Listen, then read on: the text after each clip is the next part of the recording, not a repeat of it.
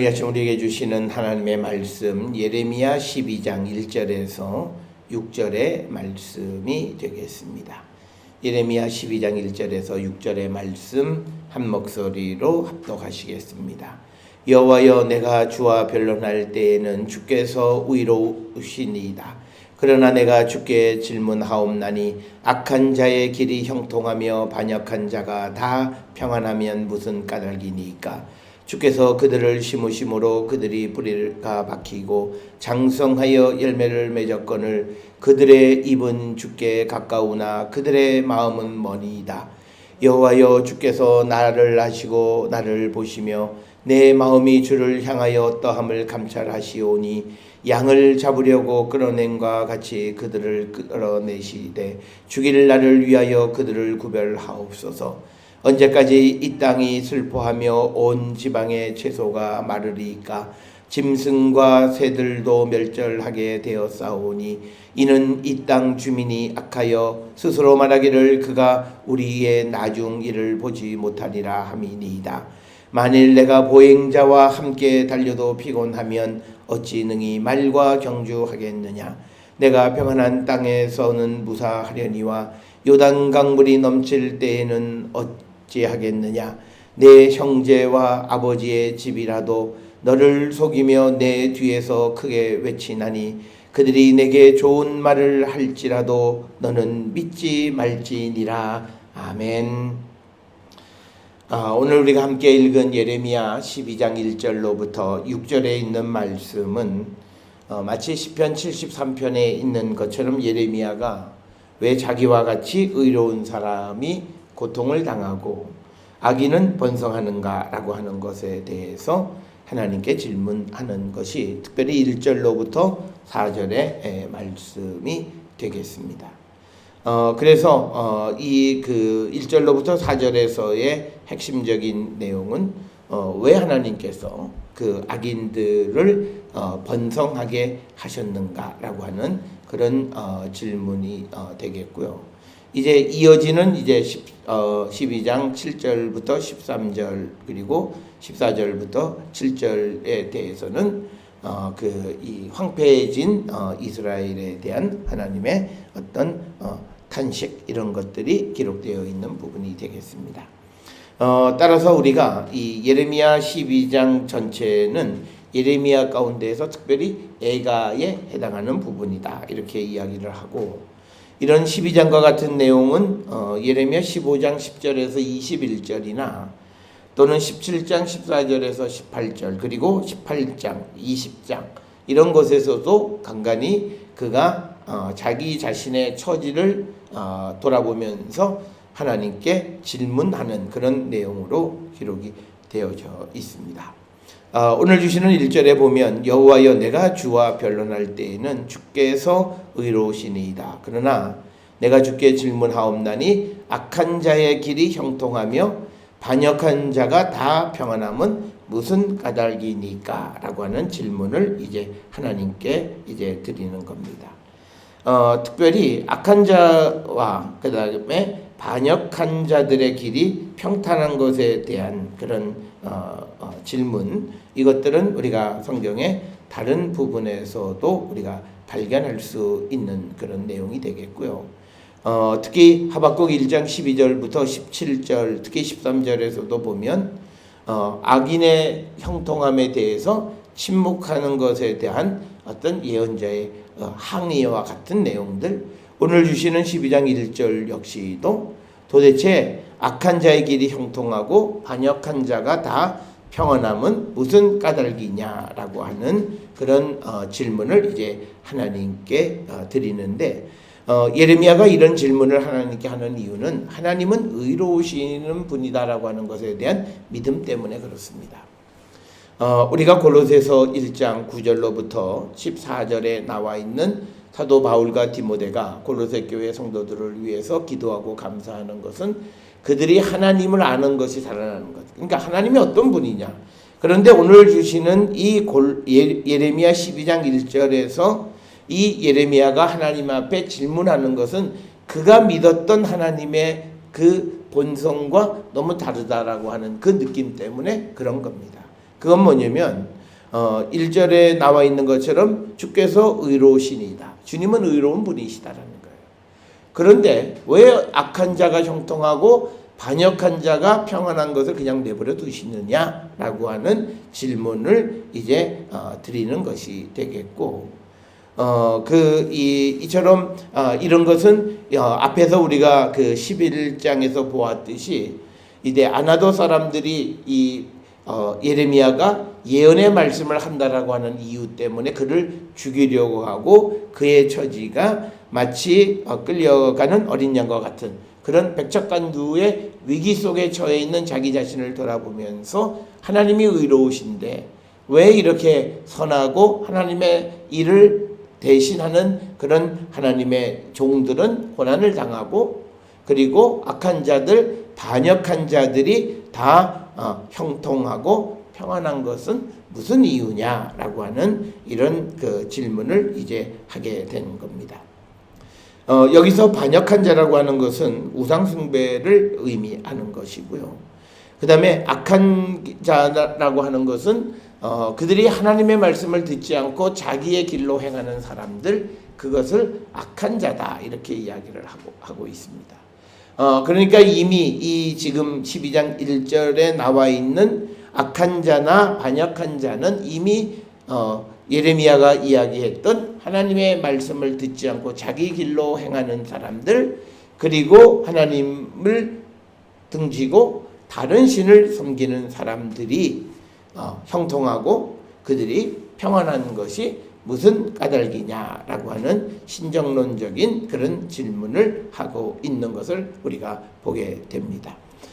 오늘 주시는 이 본문은 그가 하나님에게 어떤 대들고 우리가 겉으로 보면 하나님에게 항의하는 것처럼 보이지만 이것은 어찌 보면 내가 알고 있던 하나님의 모습과 너무 다른 현상이 벌어지는 것에 대한 하나님에게 질문하는 겁니다.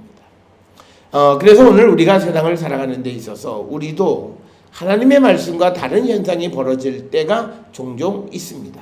그때마다 우리는 그것에 대해서 우리가 어떤 생각을 통해서 판단하려고 하는 것이 아니라 오늘 예레미야처럼 하나님께 질문하는 겁니다.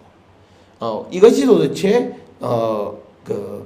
무슨 이유냐? 그러면서 2절에 보면 주께서 그들을 심으심으로 그들의 뿌리가 박히고 장성함이 열매를 맺었거늘 그들의 입은 주께 가까우나 그들의 마음은 머니이다.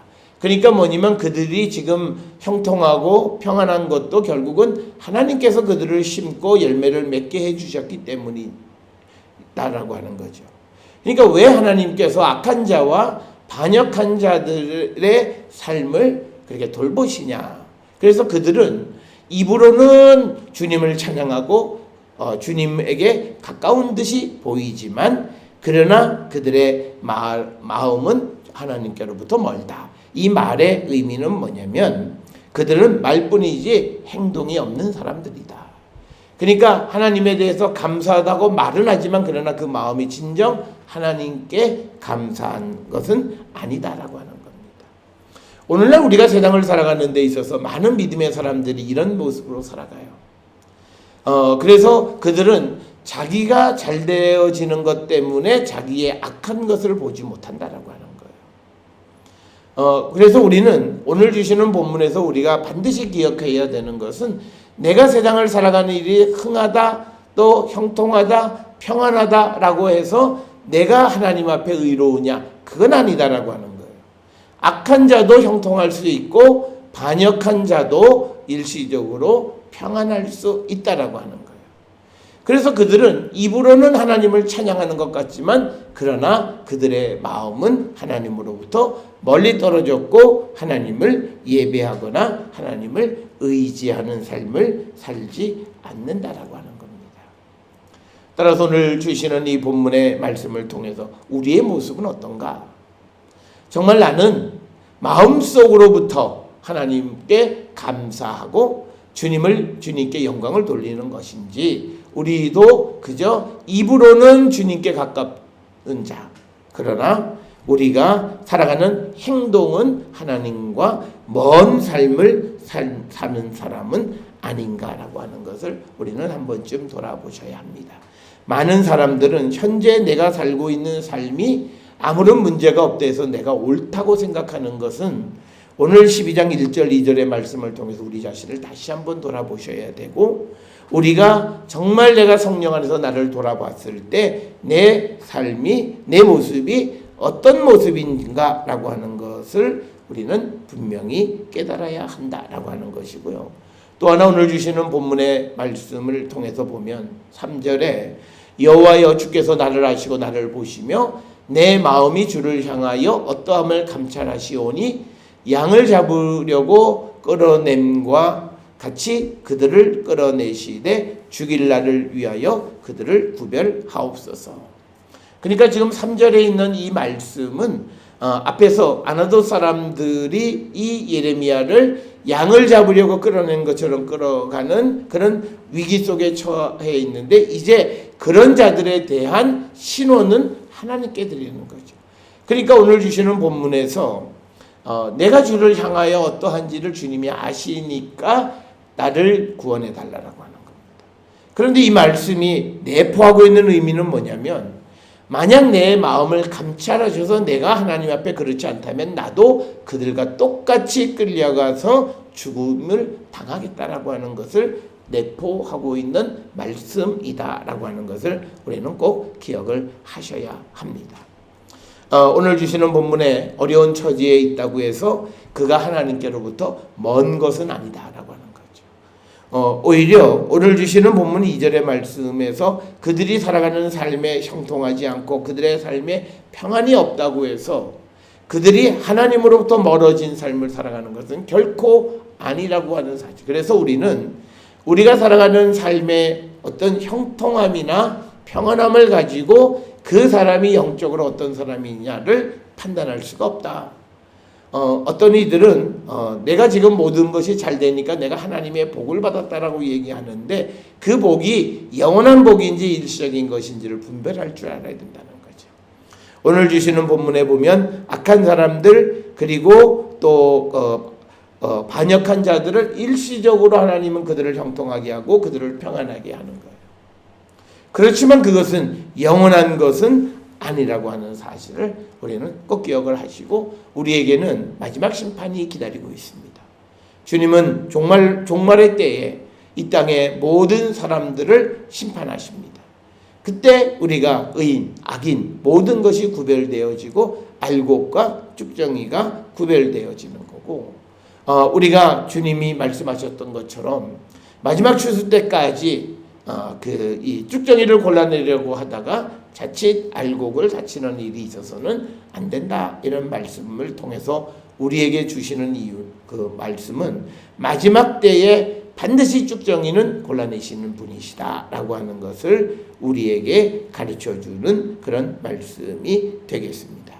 따라서 오늘 주시는 이 본문의 3절에서 우리가 보면 어떻게 예레미야도 악한 사람을 처벌해달라고 그냥 말하는 것 같지만, 그러나 그 말의 전제는 상반절에 나와 있는 것처럼 주님이 나를 감찰하시고 나를 아시오니까 그 악한 자를 처벌해달라고 하는 것이지, 내가 지금 하나님의 사명을 맡고 그 일에 얼마나 충실한 삶을 살아가지 못하는데 하나님 저들을, 나를 방해하는 저들을 그들을 하나님께서 구별해서 처벌해달라고 얘기할 때, 그들이 처벌될 때 나도 내가 하나님 앞에 온전치 못하면 나도 똑같은 처벌을 받게 되어지는 것이다.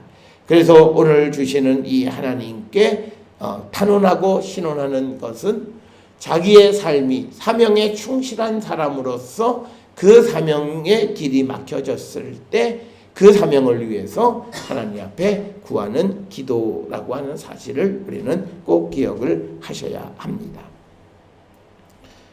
4절에서는 예레미야가 이 땅에서 언제까지 하나님의 재앙으로 고생해야 하는가를 질문합니다.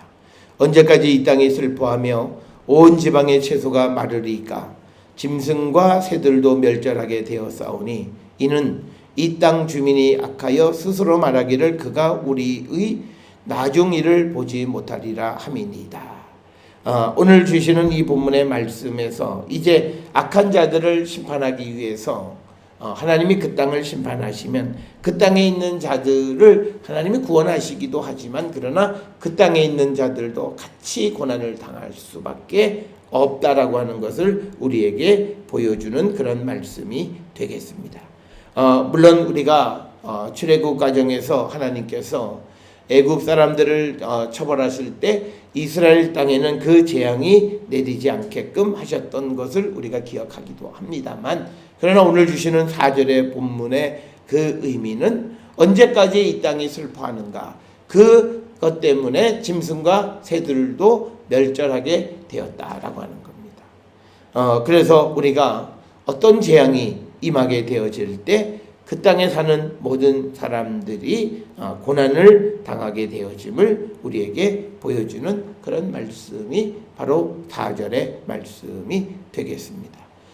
그래서 우리가 항상 기억하셔야 되는 것은 우리가 어떤 곳이 정말 이 지역이 하나님의 진노의 대상인지 하나님의 축복의 대상인지를 분명히 기억하고 우리가 분별할 줄 알고, 그래서 우리가 영적으로 우리가 하나님의 축복에 임하는 곳에 우리도 함께 거하려 해야지, 하나님의 심판이 임하는 곳에 가게 되어졌을 때 우리는 굉장히 어려움 가운데 살아가는 사람이 되어질 수 있음을 우리에게 가르쳐주는 그런 말씀이 되겠습니다. 그래서 우리가 항상 깨어서 우리 자신을 구별하고 지켜가는 자들이 되어야 합니다. 오늘 주시는 5절에 보면 만일 내가 보행자와 함께 달려도 피곤하면 어찌 능히 말과 경주하겠느냐. 내가 평안할 때에 평안한 땅에서 무사하려니와 요단 강물이 넘칠 때는 어찌하겠느냐라고 하는 5절의 말씀은 우리가 항상 우리 자신이 준비되어져 있는 자의 삶을 살아야 됨을 우리에게 강조하는 겁니다. 항상 평안한 때만 있는 것이 아니라 항상 고난의 때도 있다라고 하는 거죠. 그러니까 그 예레미야에게 언제 바로 앞에서 언제까지 이 땅이 슬퍼하고 온 지방의 채소가 마르리까? 라고 질문한 것에 대한 하나님의 대답은 평안할 때만 무사한 것이 무슨 의미가 있냐. 고난의 때에도 그때도 우리가 그것을 견딜 줄 알아야 된다라고 하는 겁니다. 그래서 우리가 세상을 살아가는 인생의 길에는 항상 꽃길만 있는 것이 아니라 가시밭길도 있고 그 가시밭길도 견딜 줄 아는 자가 되어야 한다라고 하는 것을 우리에게 가르쳐 주시는 그런 말씀이 되겠습니다. 이 말의 의미는 하나님은 고난 가운데 있는 자들도 그들의 삶을 주관하시고 인도하시는 분이심을 우리에게 가르쳐주는 그런 말씀이 되겠습니다. 따라서 오늘 주시는 이 본문의 말씀을 통해서 우리가 어떤 때에든지 능히 견딜 수 있고 이길 수 있는 그런 믿음의 사람들, 즉 어려움 속에서도 하나님의 도우심으로 모든 어려움을 능히 이길 줄 아는 영적으로 깨어있는 사람, 부할 줄도 알고 비천에 처할 줄도 아는 그런 믿음의 사람이 되어야 함을 우리에게 가르쳐주는 말씀이 되겠고, 특별히 6절에서 내 형제와 아버지의 집이라도 너를 속이며 내 뒤에서 크게 외치나니 그들이 내게 좋은 말을 할지라도 너는 믿지 말지니라 라고 하는 겁니다. 오늘 주시는 이 본문의 말씀의 참된 의미는 그들이 그 좋은 말을 하는 이유는 앞에서 그들이 하나님에 대해서도 이중적이었어요. 2절에 보면 입은 주께 가까우나 마음은 먼 거였어요. 그러니까 그들이 6절에서도 너에게 좋은 말을 할지라도 너는 믿지 말라는 거. 그 마음은 진실되지가 못하다는 거예요. 그러니까 진실되지 못하니까 형제와 아버지 집이 너를 속이게 된다는 거죠. 그러니까 우리가 정말 입으로 당신은 내 형제다, 당신은 나와 한 혈연이다 라고 이야기하면 어떻게 속일 수 있겠냐는 거예요. 그런데 말로는 좋은 말을 하지만 그러나 마음의 중심이 이 진실되지 못하기 때문에 속이는 그런 삶을 산다. 그래서 오늘 우리에게 주시는 2절과 6절은요, 어떤 한 사람이 하나님께 대해서 하는 것이 사람에게 하는 것과 똑같은 거예요.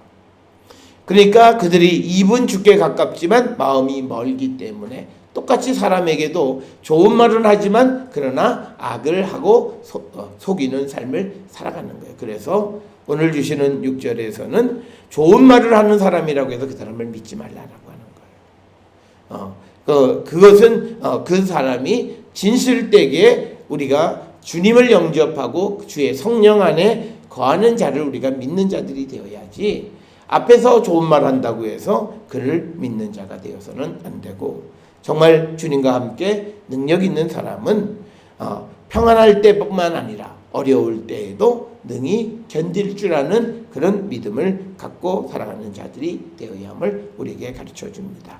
오늘 주시는 12장 1절로부터 4절의 말씀에서 자신이 처해 있는 어려움과 자신이 지금 보고 있는 악한 자와 반역한 자들이 평안한 것, 도대체 왜 그러느냐라고 하는 그런 질문에 대해서 하나님께서 이 세상을 살아갈 때에 어려움도 당할 수 있고 또 좋은 일도 있을 수 있는데 이 모든 것을 능히 견딜 줄 알아야 됨을 우리에게 가르쳐주고, 하나님 앞에 입으로 하나님 앞에 가깝지만 마음이 먼 사람들은 세상을 살아갈 때 누구라도 믿어서는 안 된다라고 하는 것을 우리에게 분명하게 가르쳐주는 말씀이 되겠습니다.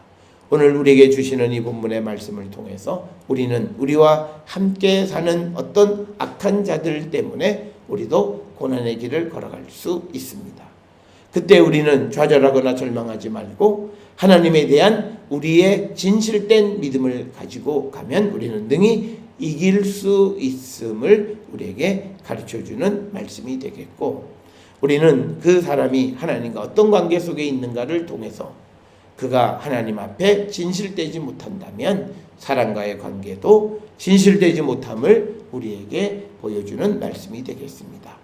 오늘 주시는 이 말씀을 통해서 우리의 믿음을 돌아보고 우리가 좋을 때뿐만 아니라 어려울 때에도 지켜나갈 수 있는 믿음의 사람들이 될 수 있기를 주의 이름으로 축원합니다.